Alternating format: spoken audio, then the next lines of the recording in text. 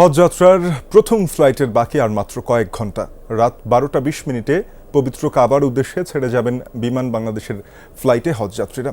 প্রধানমন্ত্রী তারেক রহমান সেই হজ যাত্রার উদ্বোধন করবেন। তার আগে আশকোনা হজ ক্যাম্প পরিদর্শনের কথা রয়েছে তার। ইতিমধ্যেই হজ ক্যাম্পে এসে উপস্থিত হয়েছেন যাত্রীরা। কিছুক্ষণের মধ্যে শুরু হবে ইমিগ্রেশন কার্যক্রম।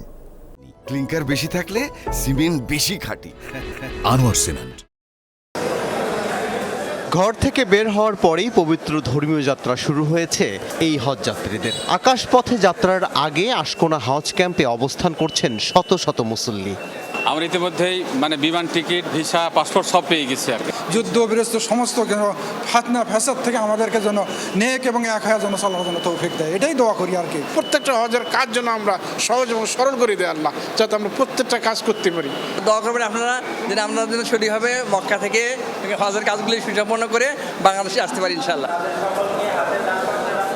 মধ্যরাতে 419 জন যাত্রী নিয়ে শাহজালাল আন্তর্জাতিক বিমানবন্দর ছাড়বে প্রথম ফ্লাইট।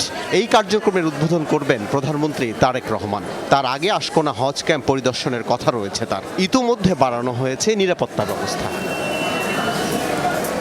সামগ্রিক ব্যবস্থাপনা আগের চেয়ে ভালো হলেও ত্রুটির কথা বলছেন কেউ কেউ। বিশেষ করে হজযাত্রীদের ডরমিটরিতে উৎকট গন্ধ আর মশার উপদ্রব অনেক। দোতলা তো অতিরিক্ত মশা, বেটার ছিল যে আরো আগে থেকে যদি তারা এই মশার ব্যাপারটা পদক্ষেপ নিত। আল্লাহর কাছে আশা করি যে ইনশাআল্লাহ আমাদেরকে সঠিকভাবে হজ পালন করার তৌফিক ইনায়াত করবেন। আমরা সুষ্ঠুভাবে আল্লাহ আমাদেরকে হেফাজত করবেন এবং আমরা সুস্থ অবস্থায় আল্লাহ আমাদেরকে হজ করার তৌফিক ইনায়াত করবেন।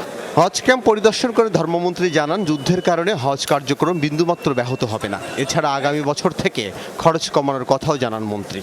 কীভাবে হাজিদেরকে আরও কম মূল্যে সুযোগ সুবিধা দিয়ে যে অসুবিধাগুলি আপনারা বলতেছেন সেই অসুবিধাগুলি যেন না হয় ভবিষ্যৎ আমরা দেখব। কারণ সবচেয়ে বড় জিনিস হলো তো আমরা দায়িত্ব আল্লাহ পাকের রহমতে নিয়েছি, কয়েকদিন হয়।